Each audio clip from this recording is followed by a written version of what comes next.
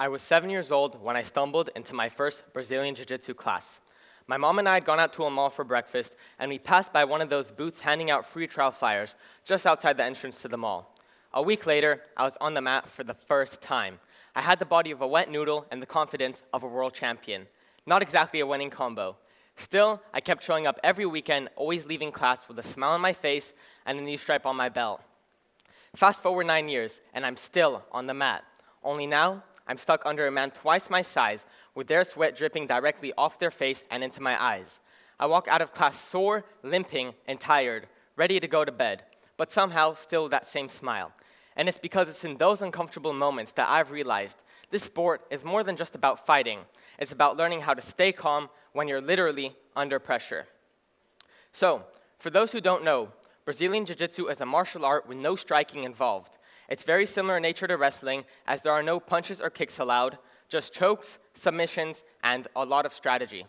Some people even call it the chess of martial arts. So the position I was talking about earlier, the one where I was flat on my back with a big person squashing me, is called mount.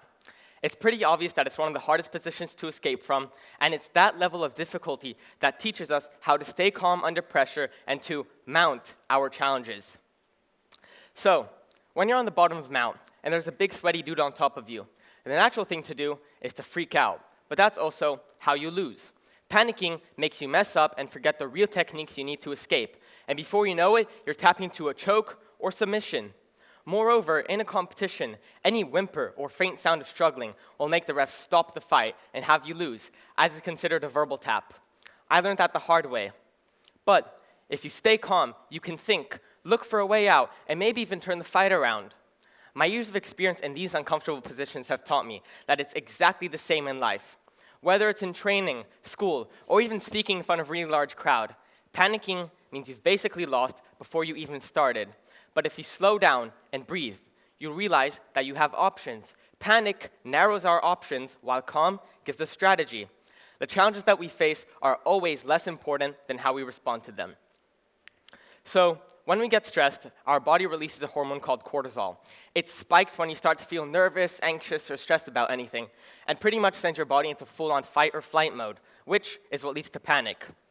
A study conducted in 2010 at Leiden University had participants take cortisol to see how it impacted their decision-making. What they found out was that participants with higher levels of cortisol ended up making riskier decisions without thinking through the potential consequences. Another study, one in 2025, done at the University of Leipzig, showed that athletes who train to stay calm under pressure make better decisions and perform better overall. Their calm mindset stops them from panicking and freezing up in high-stakes situations. So, staying calm isn't just some pseudoscience. These studies literally show that staying calm makes your brain work better in stressful situations. Okay, so before we talk about different methods on how to actually stay calm under pressure, I want to share a quick story from Jiu-Jitsu. A couple years ago, I had a competition coming up, and I was extremely nervous. Now, at the time, I hated competing, and every time my coach would mention something about a competition coming up, I would try and steer clear away from it as much as possible. I remember I would even try to get my parents off of their phones to try and avoid them from getting a message about it, and if they did, then I would make the craziest excuses to try and not go. I started to say stuff like, oh wait, I can't go, I think I'm getting sick. I sprained my ankle last class. It's our cat's birthday. But this particular time, I couldn't escape. I remember showing up to the competition and feeling super anxious. I was 13 or 14 back then and had no idea on how to stay calm under pressure. So before I even got called up to the mat, I let my nerves control me and started panicking. I had two 18-year-olds in my category, and when I found out that my first fight was against one of them, this tall, skinny guy with acne and facial hair, all I thought about was how done for I was. As me and this guy were getting called up to the mat, I remember feeling quite nauseous and a bit shaky. But once the fight started, all of the distractions disappeared. Somehow, towards the last minutes of the fight, I got a takedown, scored 2 points, and from then on, just held on for my life. After the fight ended, I genuinely thought I lost. Just the fact that my opponent was this massive 18-year-old had put me in the mindset that I'm going to lose and he's going to win. So, the ref called us in, he grabbed both of our hands, and all of a sudden, he raised mine and said, "Winner." I was in complete and total shock that I didn't even celebrate. I couldn't comprehend that I, a little 14-year-old, had just beat this massive 18-year-old. I couldn't comprehend that I had conquered this big challenge. After my hand was raised, I looked over to the side and saw my dad cheering and applauding my win.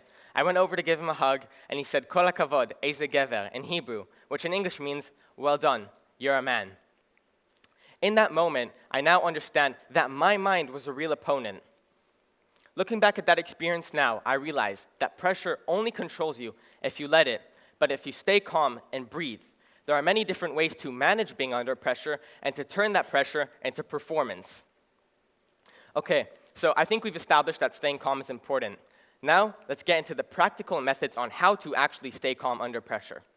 The first method is diaphragmatic breathing. There was a study by a health psychology team at a university in China where they had participants practice this type of breathing for 8 weeks. After that, they found out that their cortisol levels went down, which led to better focus and less panic. The point is, breathing slowly tricks your brain and body into relaxing and calming down, making you snap out of the fight or flight panic mode and ultimately make better decisions. Another method to stay calm under pressure is visualization. There was a study by a neuroscience team at a university in Poland where they had participants do guided imagery exercises. Essentially, just imagining calm scenes and, more importantly, the challenge at hand going really well. Visualization is a powerful technique used by many athletes and successful business people to trick the mind into expecting positive outcomes. The research concluded that it lowered stress levels and made focusing better. Now, let's actually practice this. I want you all to close your eyes and take slow, deep breaths. Breathe in slowly through your nose and bring that air down towards your stomach. Hold it there for a few seconds and exhale slowly throughout your mouth. Keep doing that. And now, I want you to picture that challenge that's been stressing you out.